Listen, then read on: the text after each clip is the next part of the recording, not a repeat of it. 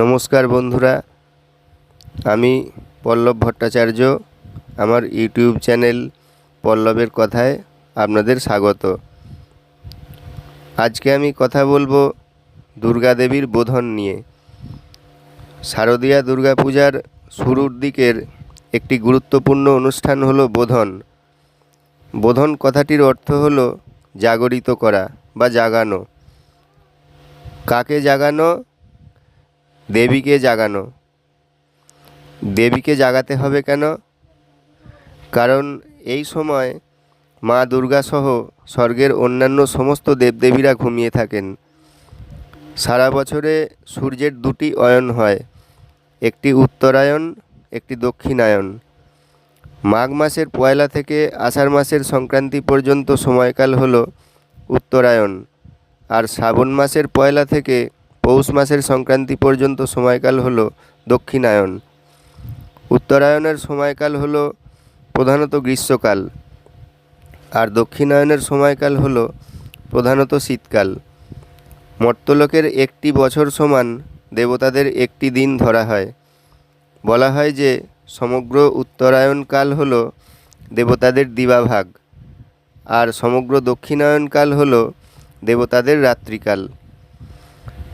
শরৎকাল দক্ষিণায়নের মধ্যে পড়ে, তাই তা দেবতাদের রাত্রিকাল। সে সময় সমস্ত দেবদেবীরা স্বর্গলোকে ঘুমিয়ে থাকেন। সেজন্য শরৎকালে দেবীকে পূজার আগে জাগানোর প্রয়োজন হয়, আর এই জাগানোর অনুষ্ঠানই হলো বোধন। বোধনের প্রচলিত ব্যাখ্যা আমরা শুনলাম। এই ব্যাখ্যাই আমরা চিরকাল জেনে এবং মেনে আসছি, কিন্তু এটাই প্রকৃত ব্যাখ্যা কিনা বা এর পিছনে অন্য কোনো ব্যাখ্যা আছে কিনা তা আমরা খুঁজে দেখব আজকের এই ভিডিওটিতে। বোধনের প্রকৃত ব্যাখ্যা সম্বন্ধে জানার আগে বোধনের প্রচলিত কাহিনীতে যেসব অসঙ্গতি রয়েছে সেগুলি আগে একটু আলোচনা করা যাক। প্রথমত, বোধনের প্রচলিত ব্যাখ্যার বিরুদ্ধে প্রথমেই যে প্রশ্নটি আমাদের মনে আসে তা হলো এই যে এই দক্ষিণায়নের কালেই বাংলায় দুর্গাপূজার আগে ও পরে আরও অনেক দেবদেবীর পূজা অনুষ্ঠিত হয়, যেমন মনসা, বিশ্বকর্মা, লক্ষ্মী, কালী, জগদ্ধাত্রী, কার্তিক।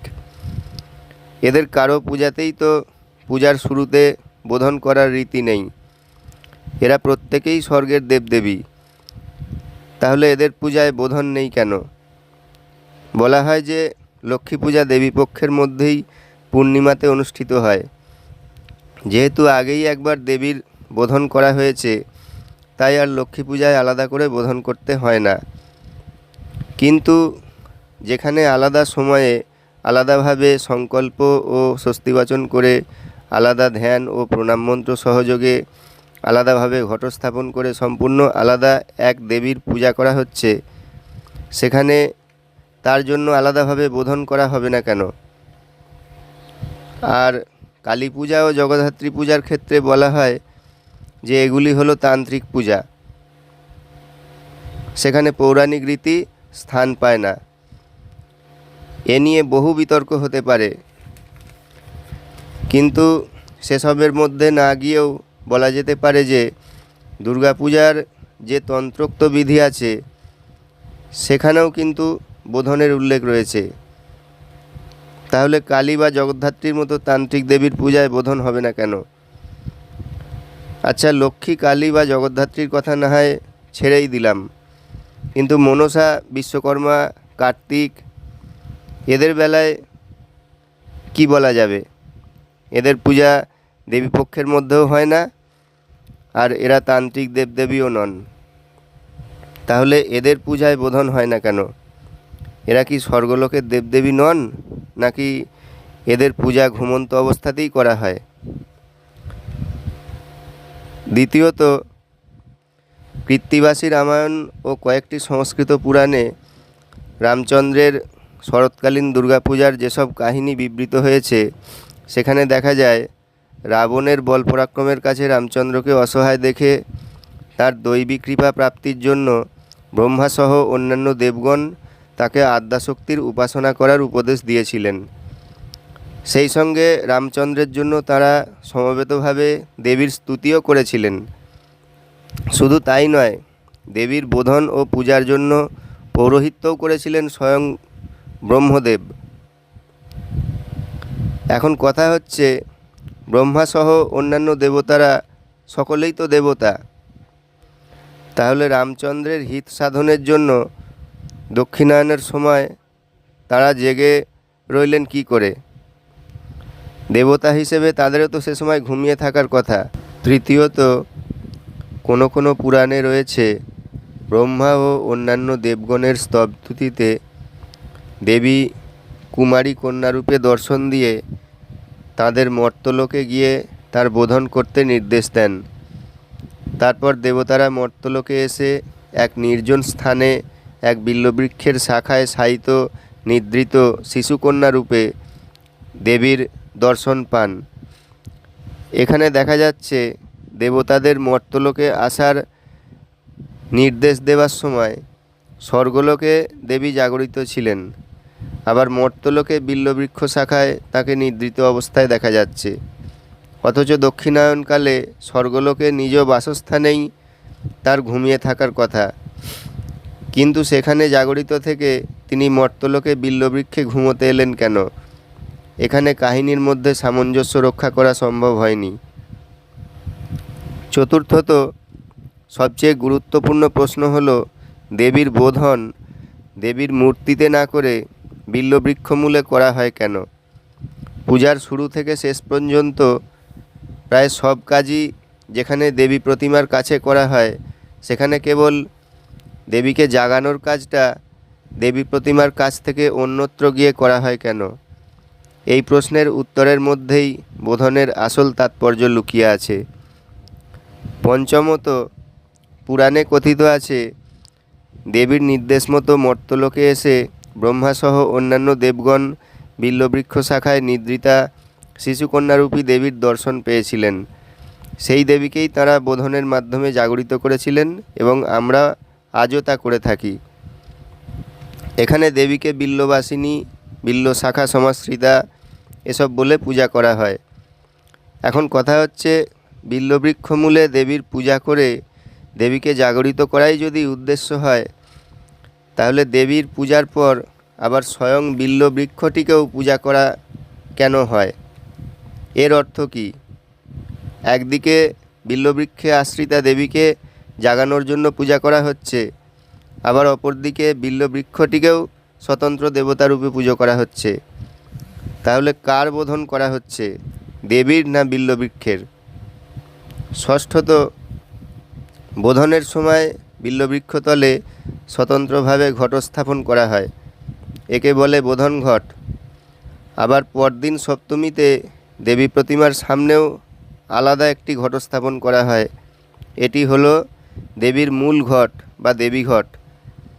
এখন পূজা যদি একই দেবীর হয়, তাহলে দু জায়গায় দুটি আলাদা ঘটস্থাপনের বিধি কেন? কেন বোধন ঘটকেই তুলে নিয়ে গিয়ে প্রতিমার সামনে স্থাপন করা হয় না? সপ্তমত, আমাদের বাংলায় শারদীয়া দুর্গাপূজা সাধারণত ষষ্ঠাদি কল্পারম্ভের মধ্য দিয়ে শুরু হয়। এক্ষেত্রে মণ্ডপে বা দালানে দেবী প্রতিমার পূজা শুরু হয় সপ্তমীর দিন থেকে। সেদিনই দেবী প্রতিমায় প্রাণ প্রতিষ্ঠা করা হয়, কিন্তু দেবীকে জাগরিত করার অনুষ্ঠান অর্থাৎ বোধন হয়ে যায় তার আগের দিন সন্ধ্যাবেলায়। তাহলে যখন দেবীর প্রাণ প্রতিষ্ঠাই হয়নি, তখন তাকে ঘুম থেকে জাগানো কিভাবে সম্ভব? তাহলে ষষ্ঠীর সন্ধ্যায় যাকে জাগানো হলো বা যার পূজা করা হলো, তিনি কি অন্য কোনো দেবী? অষ্টমত, দেবীর বোধন সাধারণত ষষ্ঠী তিথির সন্ধ্যাকালে করা হয়। এমনিতেই তো পুরো শরৎকালটাই দেবদেবীদের রাত্রিকাল অর্থাৎ ঘুমোবার সময়। সে সময়ের মধ্যেও আবার মর্তলোকের দিবাভাগে না করে সায়ংকালে দেবীকে জাগানোর সময় নির্দিষ্ট করা হলো। এর মানে ঠিক বোঝা যায় কি?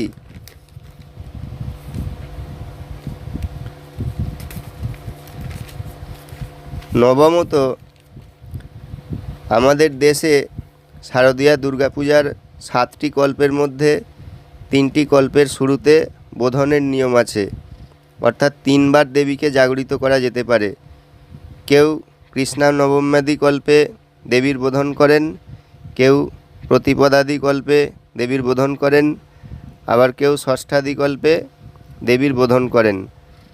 এখন কথা হচ্ছে, বোধন যদি দেবীকে ঘুম থেকে জাগানোর অনুষ্ঠান হয়, তাহলে একই দেবীকে 3টি সময়ে 3বার জাগাতে হবে কেন? আর যদি ষষ্ঠী পর্যন্ত 3টি কল্পে 3বার বোধনের রীতি মানা হয়, তাহলে ষষ্ঠীর পরের কল্পগুলিতে আর বোধন হয় না কেন? তাহলে এসব কল্পে যারা পূজা শুরু করেন তারা কি ঘুমন্ত দেবীরই পূজা করেন? দশমত, কৃত্তিবাসী রামায়ণ অনুযায়ী রামচন্দ্র রাবণ বধের জন্য শক্তিলাভের উদ্দেশ্যে শরৎকালে দেবীর অকাল বোধন করেছিলেন। সেই থেকেই বাংলায় শারদীয়া দুর্গাপূজার শুরু, এমনটাই বলা হয়। তিনি নিশ্চয় কোনো একটি কল্পে একবারই দেবীর বোধন করে পূজা সম্পাদন করেছিলেন। তাহলে 3টি কল্পে 3বার বোধনের রীতি এলো কোথা থেকে? এরকম আরও অনেক প্রশ্ন তোলা যায় বোধন সম্বন্ধে।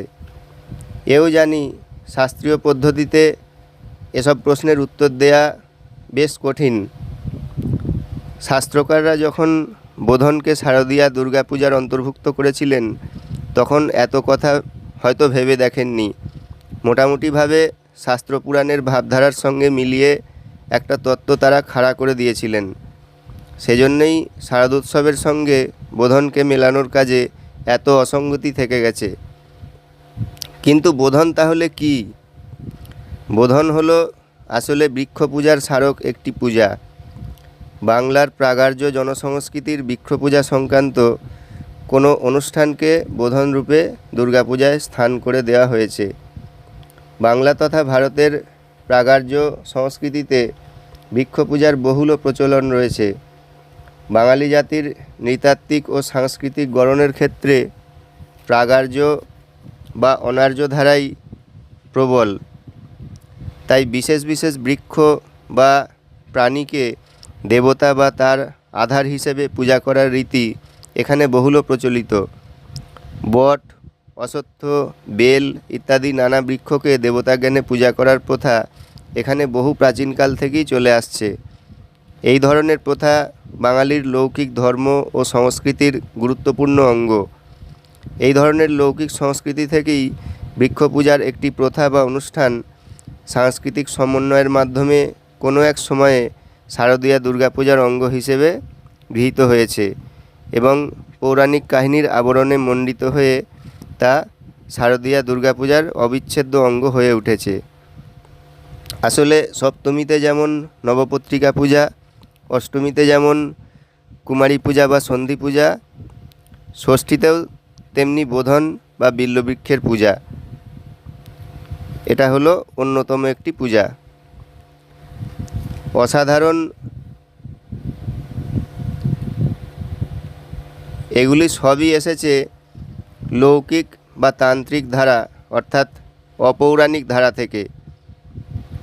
অসাধারণ প্রজ্ঞাবান শাস্ত্রকারেরা যেমন পৌরাণিক দেবী প্রতিমার পূজাকে মুখ্য রূপে স্থান দিয়েছেন, তেমনি সেই সঙ্গে অপৌরাণিক ধারা থেকে আগত উপাদানগুলিকেও পৌরাণিক পূজার মধ্যেই স্বমহিমায় প্রতিষ্ঠা করে দিয়েছেন। বোধন যে আসলে বৃক্ষ পূজা তার সবচেয়ে বড় প্রমাণ হলো বোধনের সময় বিল্ববাসিনী দুর্গার পূজা করার পরে আবার বিল্ববৃক্ষটিরও পৃথক ধ্যানমন্ত্র সহযোগে পূজা করা হয়। বোধন যদি দেবীকে জাগরণ অনুষ্ঠানই হতো, তাহলে অবশ্যই তা দেবী প্রতিমার কাছে করা হতো এবং তা করা হতো প্রতিমার প্রাণ প্রতিষ্ঠা ও চক্ষুদানের পরে, কখনোই বেলতলায় গিয়ে বেলগাছের পূজা করে নয়। এখন প্রশ্ন উঠতে পারে, বিল্ববৃক্ষই কেন? অন্য কোনো বৃক্ষকেও তো বোধন কার্যে নেওয়া যেত। এখানে বলা যেতে পারে বিল্ববৃক্ষের পাতা, ফল, কাঠ সমস্ত কিছুই বহু প্রাচীনকাল থেকে ধর্মীয় কার্যে ব্যবহৃত হয়ে আসছে। তাছাড়া বিল্ববৃক্ষ দেবাদিদেব মহাদেবের অত্যন্ত প্রিয়, তাই দেবীকে আবাহনের তার চেয়ে উপযুক্ত জায়গা আর কী হতে পারে। আসলে বিল্ববৃক্ষের সঙ্গে দেবী ও দেবাদিদেবের সম্পর্ক বহু প্রাচীন। শিবপুরাণে বিল্ববৃক্ষের উৎপত্তির কাহিনী থেকেই তা বোঝা যায়। বিল্ববৃক্ষকে মহাদেব ও মহাদেবীর সঙ্গে যুক্ত করার ঐতিহ্য বহু প্রাচীনকাল থেকেই চলে আসছে বলেই শিবপুরাণে এরূপ কাহিনী স্থান পেয়েছে। আরেকটি প্রশ্ন, বোধন সায়ংকালে অনুষ্ঠিত হয় কেন? এর উত্তরে বলা যায়, বাংলায় কোজাগরী লক্ষ্মী পূজা, কার্তিক পূজা, মনসা পূজা, সত্যনারায়ণ পূজা, কালী পূজা, শিবরাত্রির শিবদুর্গা পূজা, এমনকি বাঙালির বিবাহ অনুষ্ঠান, এই সমস্ত অনেক উৎসবই শুরুর দিনে অপরাহ্ন, সন্ধ্যা বা রাত্রিকালে অনুষ্ঠিত হয়। সেই রকমই বিল্ববৃক্ষরূপী দেবতার পূজাও হয়তো আদিতে কোনো এক সময়ে সন্ধ্যাকালেই অনুষ্ঠিত হতো, তাই দুর্গা পূজায় অন্তর্ভুক্তির সময়ে একে ষষ্ঠীর সন্ধ্যাবেলাতেই স্থান দেয়া হয়েছে। সুতরাং দেখা যাচ্ছে বোধন হলো একটি বৃক্ষপূজা সম্বন্ধীয় অনুষ্ঠান, যা বাংলার লৌকিক সংস্কৃতি থেকে পৌরাণিক আবরণে মণ্ডিত হয়ে শারদীয়া দুর্গাপূজায় প্রবেশ করেছে। এটি দেবীকে জাগানোর অনুষ্ঠান হিসেবে শরৎকালীন দুর্গাপূজায় প্রবিষ্ট হয়নি, সাংস্কৃতিক সংশ্লেষণের তাগিদেই তা হয়েছে। এইটুকুই বললাম। সকলে শারদীয়া দুর্গাপূজার প্রীতি ও শুভেচ্ছা নেবেন। সকলে ভালো থাকবেন, এই বলেই শেষ করলাম।